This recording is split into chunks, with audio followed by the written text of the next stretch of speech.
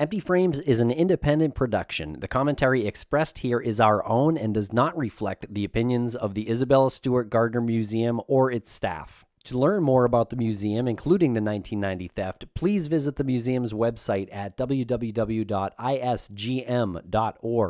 If you have any critical information relating specifically to the 1990 theft, please contact the museum's security director via the options provided on the museum's website. The museum continues to offer a reward totaling $10 million for information that can lead to the return of the stolen artwork.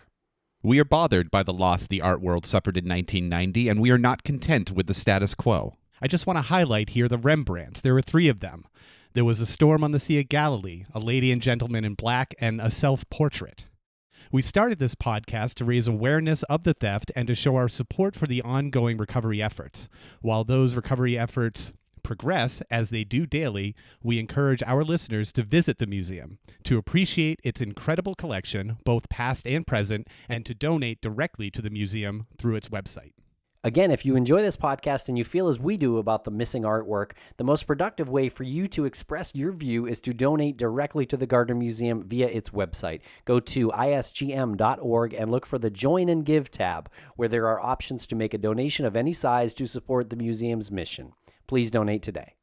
And when you do, let us know on Twitter so we can personally thank you there. Thanks again.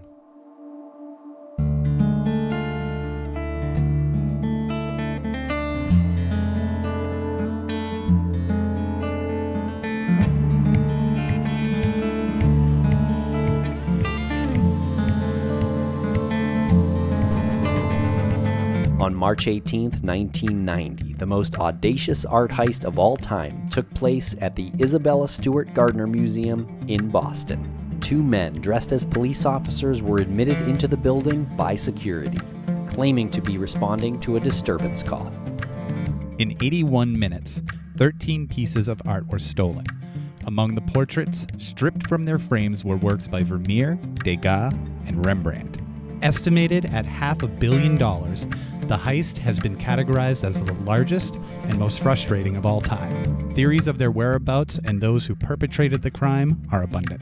In this podcast series, we will dig as deep as possible into the case, the theories, and the social and economic impact the greatest unsolved art heist of all time had on the community. This is Empty Frames, a heist story.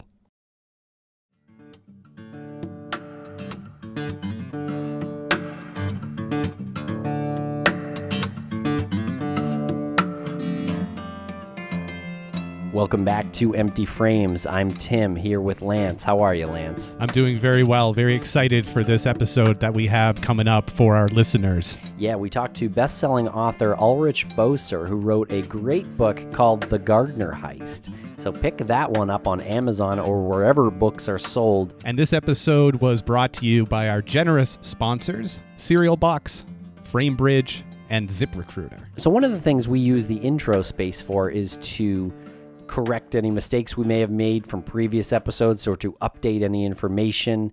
And we do want to note that we're going to get really detailed into the night of the robbery in a future episode. I know we got some tweets and emails about the guards being tied up and the way they were tied up. So just to let you know, we're going to get into that. We're going to get into the Dodge Daytona, which might have been the getaway car, and more in future episodes. So please keep listening. All right, Tim, let's get into this interview with Ulrich Boser.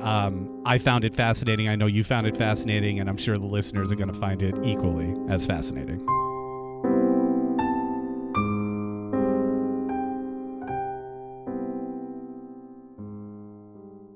Thank you so much for joining us here on Empty Frames. Tell us a little bit about the book that you wrote based on the Isabella Stewart Gardner Museum heist.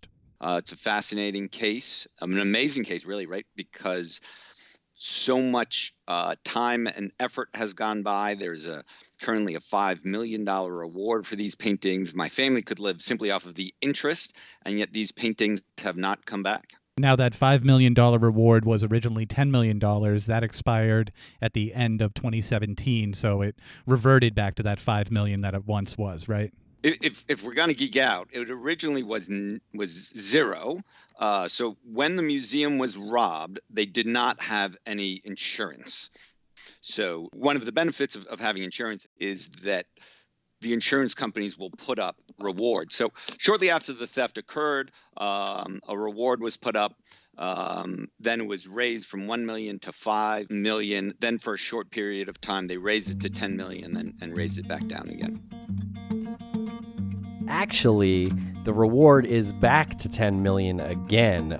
We recorded this interview with Ulrich in the early part of January, and it has since gone from 5 back to 10. Okay, and that is for the recovery of all 13 works, all of the property stolen in good condition. Yeah, that's correct. I don't know if it's true, or maybe I've just like imagined in my own mind, right, that there's this like piece of paper that's like, you get the Vermeer, you get X, Degas brings you Y. And it's interesting to me because starts to think about some of these bigger questions, like, do we want the artwork back? Are we just fascinated with the monetary value that's ascribed to it? What do we really want when we think about this piece of culture that's lost? I agree, and I kind of have thought about that a lot too, because what are the chances this artwork isn't ruined? Or, I mean, the robbery is going to be stained on the artwork, even if it were to be recovered. Yeah, so one question is the art in good condition? I think that the answer to that is yes, it is in good condition. I believe that when you look at all the evidence, it most likely appears that the people who stole these artworks were not art connoisseurs, but certainly knew that they were stealing something valuable, in the same way that they would not put the paintings or if they stole money, put it on a big campfire and let it go up into flames, that they would know that, these paintings need to be stored someplace safe.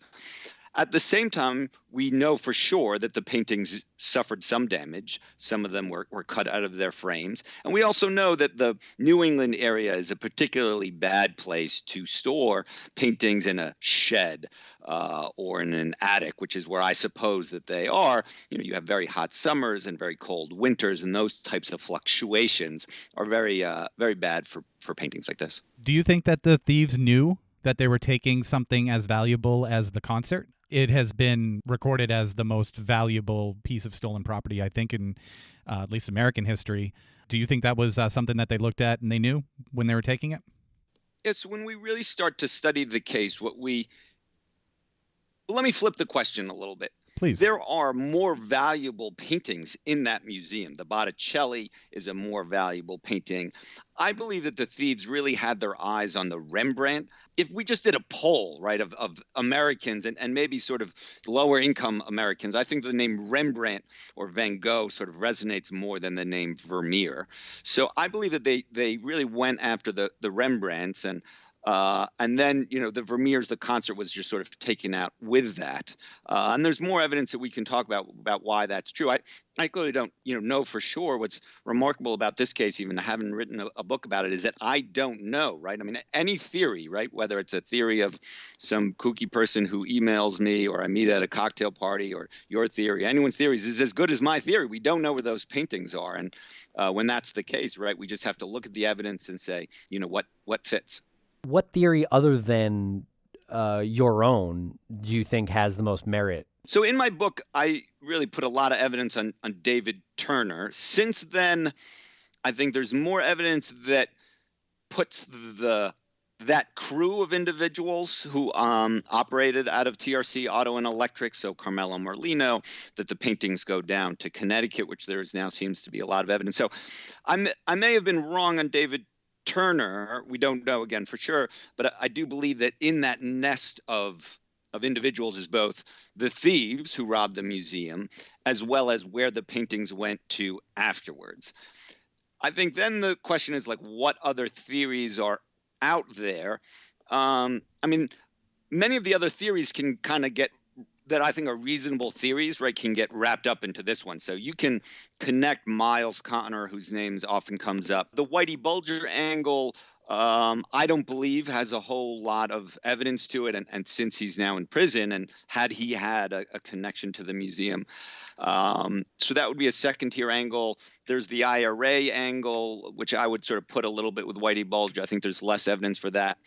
And then you get into sort of the fun and weird stuff, right? The like paintings were robbed from the museum, but never taken from the museum. They were actually cemented behind the walls is one that I've now actually heard once or twice. So do I lend any credence to that?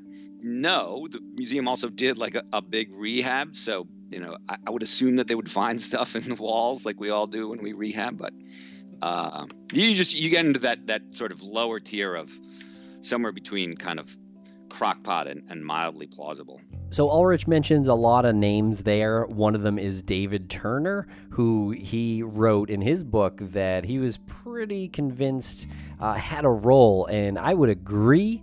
And basically every bit of research I've done on this seems like David Turner was one of the people involved that night. He also mentions Myles Connor, who is a notorious Boston career criminal. Also mentions Whitey Bulger and the IRA angle, which we will get into a little bit later, and Carmelo Merlino, who also, I would say, along with David Turner, almost definitely had some role in this. Yeah, we start talking about David Turner, and he is really right up there in the top echelon of Boston criminals, especially back in the 80s and 90s. He was also sentenced to 38 years in prison for the 1999 attempted robbery of an armored car in Easton. So he's expected to be freed in 2025 because his sentence was reduced. And we get into that with Ulrich a little bit as well. Yeah, he got a 38-year sentence for an armored car robbery. And then that sentence was reduced in 2016 by 7 years. And his attorney, the FBI, and the U.S. Attorney's Office have all declined to comment on why. What do you think about that? I have no idea, what happened and the reduction. What I know about David Turner is this: he will go down, I believe, in Boston history alongside other really remarkable criminals, right? So like the Boston Strangler, Whitey Bulger. I mean, he's at that level of theft. So one thing that he did was rob the Bull and Finch pub, which was the bar that was the basis for Cheers. That son of a bitch. What would Norm say? He was called the sort of Teflon Don of Boston because he was caught for a number of other both murders and house robberies. He got off of them. The armored car robbery that he was in prison for would have been the largest armored car robbery in American history had he been successful at it. And when I reached out to him, as part of the reporting for my book, he bragged in a way. He said that his picture should be on the cover of my book. Lance, I've really been getting into this thing lately. It's called Serial Box. You've heard of this, right? Oh, you mean Serial Box, which is serialized fiction released in episodes week after week? Is that the Serial Box you're speaking of? That's the one from Adaptive Studios. Yeah, they're great. Oh, you're telling me about False Idols. Oh, yeah, I was. False Idols is a new serial from Serial Box.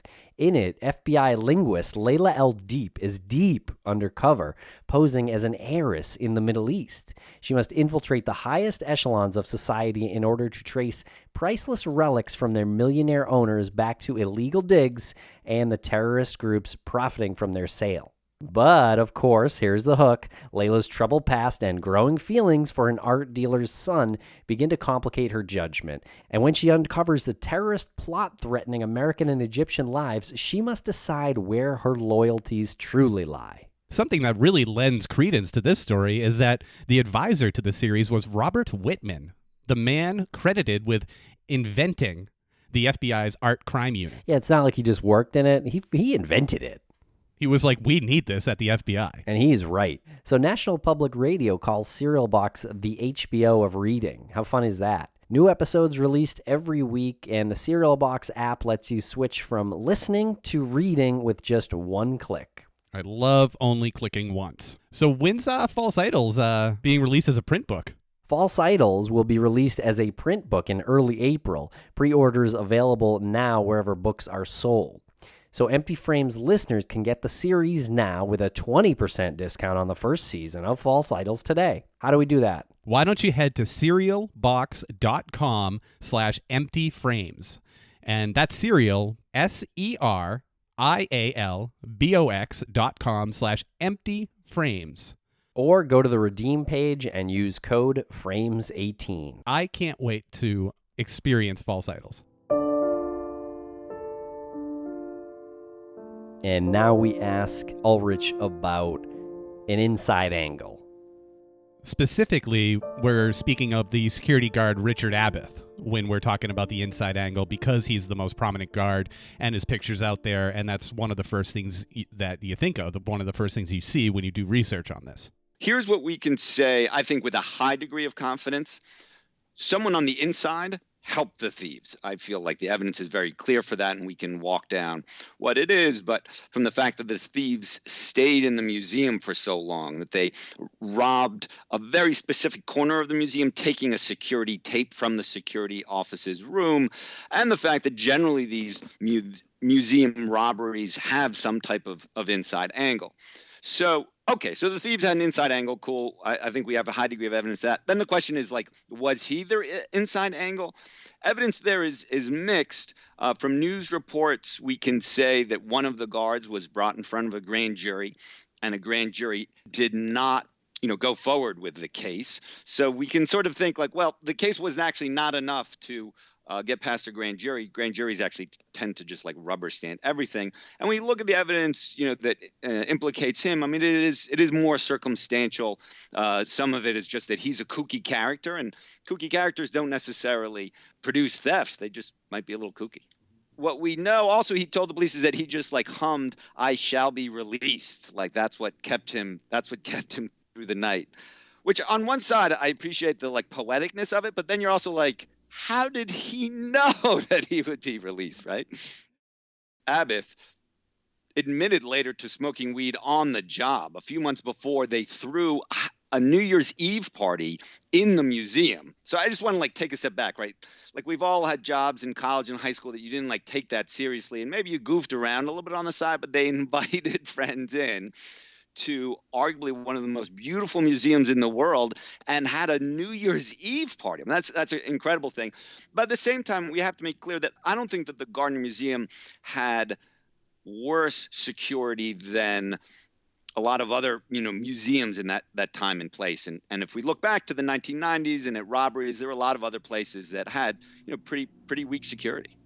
So I know, Tim, that one aspect of this whole thing that you've been particularly interested in that kind of stuck out to you was the guard that called out sick. I thought that was awfully suspicious that a guard called in sick the night of the robbery. It does seem suspicious, but when you zoom out a little bit, it was St. Patrick's Day. I'm sure he wasn't the first person to call out sick in Boston on St. Patrick's Day from his job. How did the thieves know that disturbances had already happened in the museum that night?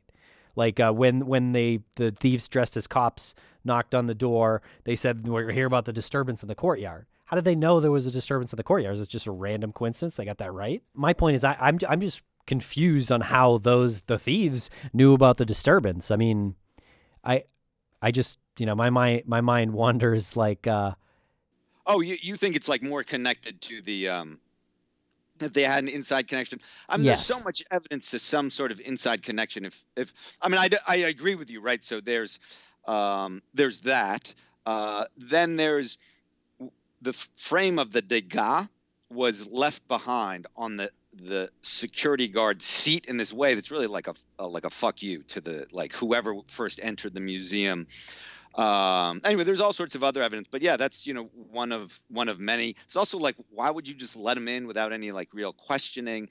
Okay, so you guys are sitting right there. You guys are sitting down and imagine yourself like being that guard, and there's just really a table in front of you, and these two cops come towards you. Like when you stand up and kind of like move back, I mean, the idea that he just gets up and then they just immediately able to put the handcuffs on him strikes me as a little weird. How does that all exactly takes place. So yeah, just so many questions about how exactly that all happens.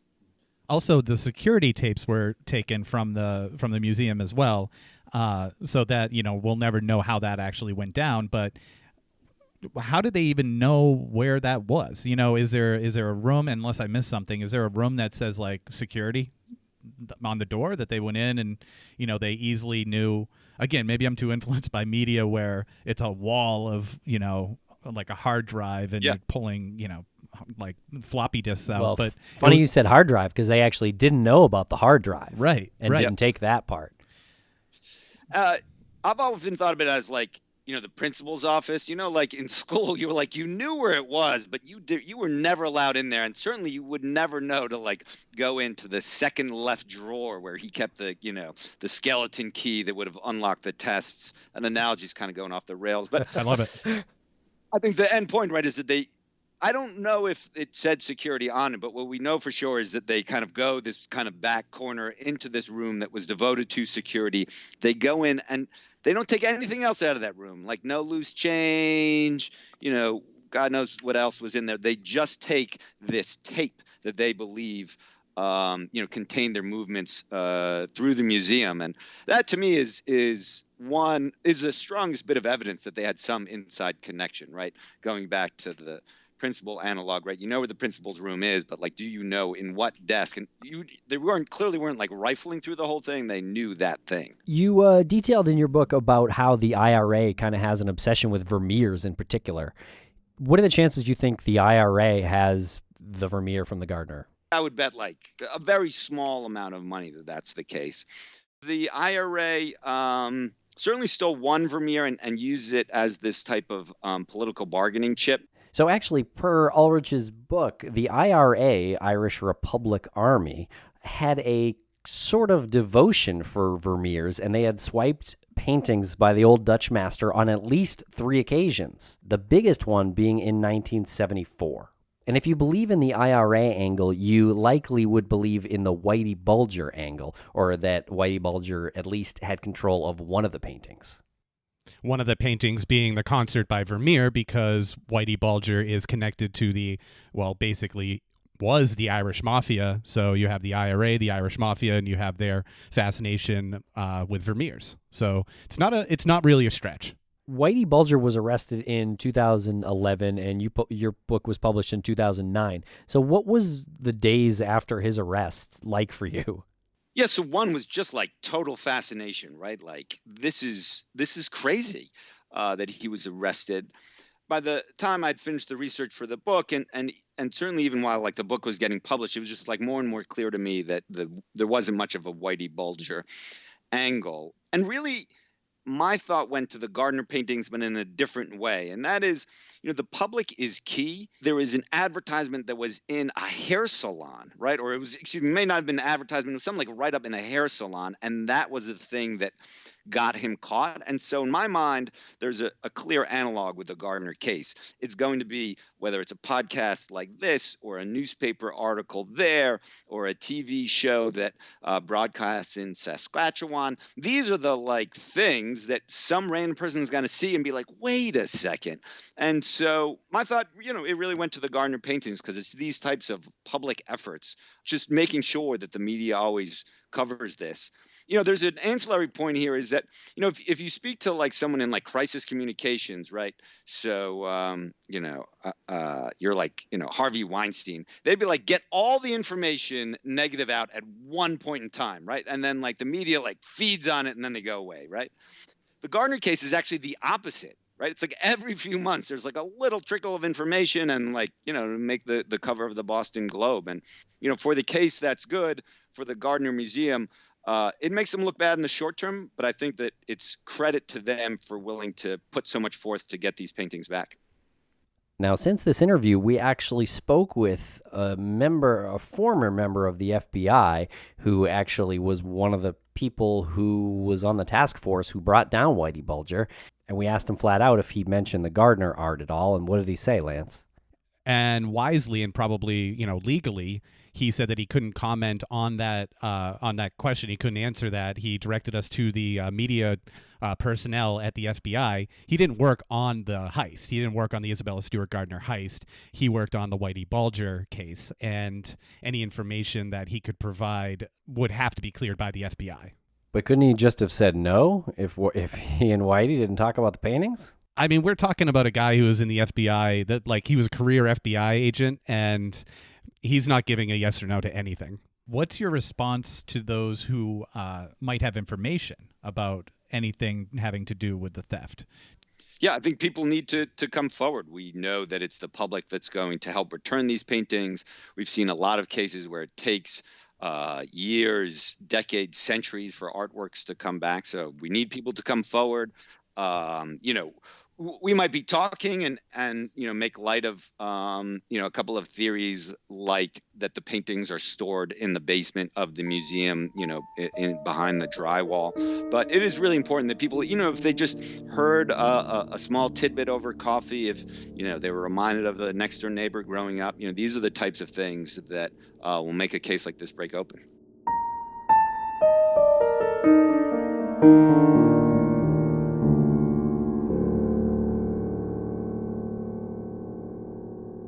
Lance, here at the Crawlspace Studios, we have a lot of pictures and posters hanging on the wall, but a lot of the framing is just kind of off because me or you did it. And also, we just go to the regular brick and mortar store, and we get whatever size is close to the print that we have. Well, listen to this. FrameBridge makes it super easy and affordable to custom frame your favorite things, from art prints and posters to the photos on your phone. Here's how it works. Just go to framebridge.com, upload your photo from your computer or directly from your Instagram feed for them to print. Or if you have a physical item, ticket stubs, art prints, posters, you name it, they'll provide you secure prepaid packaging so you can mail it in for free. Now, you can preview your item online in any frame style, choose your favorite, or get free recommendations from their talented designers. The expert team at FrameBridge will custom frame your item in days, not weeks or months, and they deliver your finished piece directly to your door, ready to hang. Yeah, but the best part? Instead of the hundreds you'd pay at a framing store, their prices start at $39 and all shipping is free. That has to be a typo. That has to be $390. Nope, it's $39 and the shipping is free. Wow. Plus, our listeners will get 15% off their first order at framebridge.com when they use our code FRAMES. FrameBridge has thousands of 5-star reviews and even offer a happiness guarantee. And if for any reason you aren't 100% satisfied with your order, they'll make it right. So get started framing your photos or art today. Go to framebridge.com and use promo code FRAMES. You'll save an additional 15% off your first order. Just go to framebridge.com, promo code FRAMES. One more time, Tim. Framebridge.com. Use promo code FRAMES.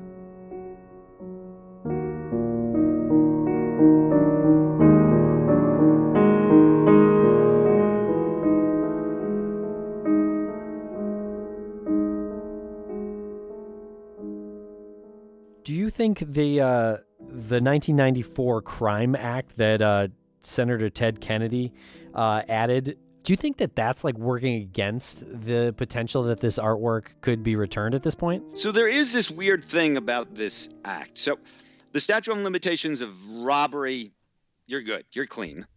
After the theft, due to the fact that Kennedy was a big supporter of the arts, the Gardner Museum, sort of historical place in Boston, he put into the Crime Act this language. And if you read the language, it's basically like if any very valuable item gets moved, or you even know about the valuable item that's stolen, you could get prosecuted under it. So the bottom line is, and people often ask this question, could you even get prosecuted? The answer to that is yes, you could, under that act, get prosecuted. But the FBI, all the lawyers I've spoken to have made it very clear they are not looking for a prosecution in this particular point in time. I really have no doubt about that. If you had a reasonably good lawyer and you knew where these paintings are or were, you'd walk away with that cash. But it seems like a theme from some of the people that you wrote about, that they're afraid that that's not true, that they're afraid that they're lying and that they're desperate to lock somebody up for this. Yeah, I mean, paintings were stolen. It is something that is, incredible. It's more than just sort of like an interesting narrative. I think an incredible bit of culture was lost. But let's be clear that there are people who've done more heinous crimes that have negotiated down prison terms for killing people, killing multiple people. So on one side, like, yeah, they're afraid, but we can look at, gosh, I feel like I'm not going on a limb to say hundreds of thousands of cases of people who have done mean, ugly things and able to negotiate down with, a good lawyer and some, just thinking strategically. So I think those, concerns they're not unreasonable, but I think you could get beyond them. I think the reason that we don't know where the paintings are goes to something implied in your question. That is, these are criminals and they're aging criminals. And when you start looking at these cases, David Turner, Carmelo Merlino, George Reisfelder, a lot of these guys are dead or in prison or got murdered or died of a drug overdose, right? I mean, this, case happened in 1990. What happens in a lot of cases, people steal the paintings and then they're like, oh, there's some guy in the Caribbean who has like a glass of port and he looks at his like stolen Van Gogh late at night. There's no evidence for that, right? Nothing. But what we know is that kind of idea, it inspires thieves. And so I believe they steal the paintings, they bring them back, and they try and fence them in that way. And then they're like, no luck. They can't bring them to any like reputable art dealer, right? I mean, like these hang in like all sorts of dorm rooms. So then what do they do with them? And there are different theories, we can talk about that. But, they're in some degree, and I think Turbo, the Irish guy, he talked about these paintings sometimes being an albatross around your neck. And that always was a vivid little expression, right? You steal them, then you kind of don't know what to do with them. So there's some names coming at you there. Carmelo Merlino died in prison. George Reisfelder died in an apparent cocaine overdose in 1991. Yeah, he tosses a bunch of names out there, and it's all connected to the Boston mob war of the 80s and 90s. One name that he doesn't mention is Bobby Donati in this particular clip. He was murdered, and the way he was murdered was clearly a mob hit. He was renting a place in Revere, and he left his house on September 21st and grabbed by a group of men. 3 days later, they found his body in the trunk of a Cadillac on Savage Street in Revere. He had been beaten over the head. He was stabbed like 20 times. His throat had been cut. So this was a execution that people wanted to make sure he was not going to walk away from. And one more, Leonard DiMuzio was also shot to death in 1991, had long been involved with Carmelo Merlino's gang. So right after the robbery, a lot of people started getting dead, Lance. A lot of people started to reenact the scene from Goodfellas, where you open up the back of the frozen meat truck and there's Jimmy Two Times hanging from one of the meat hooks, while Eric Clapton plays in the background. It makes you wonder whether these people were killed because they were involved in the heist, or they knew where the artwork was, or hey, maybe it didn't have anything to do with it. But it seems a little coincidental if that's the case. Exactly. When you look at the past of this Boston mob war, so many names connected to the heist started getting collected in 1990 and 1991. But before then, was there ever a case where mob-connected individuals were so systematically executed? Yeah, I mean, I think there's one theory, and we can talk about it a little bit more. It's one that's really intriguing to me. So Myles Connor, the Rembrandt from the Museum of Fine Arts, and then used that to negotiate down his jail sentence in another crime. And so it always crossed my mind, right? In my theory of the case, right, you have this TRC, Auto Body and Electric. These are guys who are just like fencing stuff all the time. They're, selling cocaine, and they're like, oh man, what happens if one of us goes to prison? And they're like, hey, remember that Myles guy? Like, why don't we So get... he breaks up a little And this bit, but goes he to the says point, that right? Myles Connor stole a Rembrandt from the Museum of Fine Arts in Boston in 1974 to negotiate himself a lesser prison sentence. Pretty remarkable. And then Ulrich kind of speculates that potentially that's why these guys from TRC Auto stole the paintings, to kind of have it as something you can use in case you need it. A bargaining chip, some leverage to lower a sentence. The more we hear about Myles Connor, the more I just love that guy. I mean, he is a criminal, and we hear about him a lot more when we speak to Jenny Seiler in an upcoming episode, which is really fascinating. So I don't want to give away too much about Myles, because we've already thrown out so many names right now, and it's sort of overwhelming. But Myles is he really set the precedent for that type of criminal at that period of time in Boston. You guys make this, argument in the Maura Murray, right? That maybe she doesn't want to be found, right? I mean, in this case, we want that resolution. At the same time, though, there are all these other analogs, like, and this gets into a real rabbit hole, right? But just like so many things about the world that we really care about are kind of unknown. And I would argue one of the reasons that like Vermeer is this really cool painting is that it's unknown, right? There are these like weird subtexts to the whole thing. And if you start comparing the paintings, I mean, Rembrandt was like a fantastic, really muscly painter, but the Vermeer, we can talk about it a little bit, but there are these like weird mysteries within the Vermeer, like his mother owned one of the paintings that he repainted in the painting, and there's these like weird sexual and other subtext to it. So, I mean, in other words, could we argue, and I'd be curious what you guys think, that anything that's like masterful or great is to a degree unknown, right? Like if you really know it, it's not so interesting. It's anything that's sort of like unknown, like that sort of thing is really ultimately what grabs our attention. If you look at each of the artworks that are stolen and just start to scratch at them, each one of them, even the finial, actually turns out to be a replica made at the time. But it itself, you could argue, actually is a fake. So it's totally weird, right? And the other Rembrandts have similar issues, and the Flink was de-attributed shortly thereafter. And you're just like, wow, is anything real? And yet at the same time, we ask that question kind of, jokingly, there's these paintings are so crazy valuable. And you have like these influences of movies in the media where like Pierce Brosnan is going in with ducking, putting baby powder out and ducking under the laser beams, and that's how you're supposed to like heist a museum. And then you read about this, I just get like, you come in not knowing about it and you see the value on it, and then you read about it and you're like, really, these boneheads did this? Yeah, they weren't dancing around lasers. Yeah, these guys were these guys were literally like bulls in a china shop.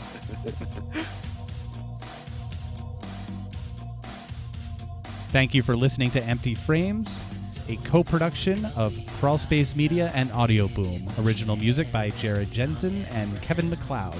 Please learn more by going to emptyframespodcast.com and crawlspacepodcast.com. Thank you very much for listening. Follow Empty Frames on Twitter at empty_frames. We're also on Facebook and Instagram as Empty Frames Podcast. We're back in 2 weeks, and we talk to Jenny Seiler, co-author of the book The Art of the Heist, Confessions of a Master Thief. The other co-author, Myles J. Connor Jr. himself. This is what I always say about Myles in the book. I was not able to corroborate every single thing that Myles told me, but everything that I was able to corroborate proved to be true. Do you think he has any incentive to lie about these stories about Bobby Donati and David Houghton? No, absolutely not. When I spoke to him about it, it was definitely what he believed to be true, that they had taken the paintings.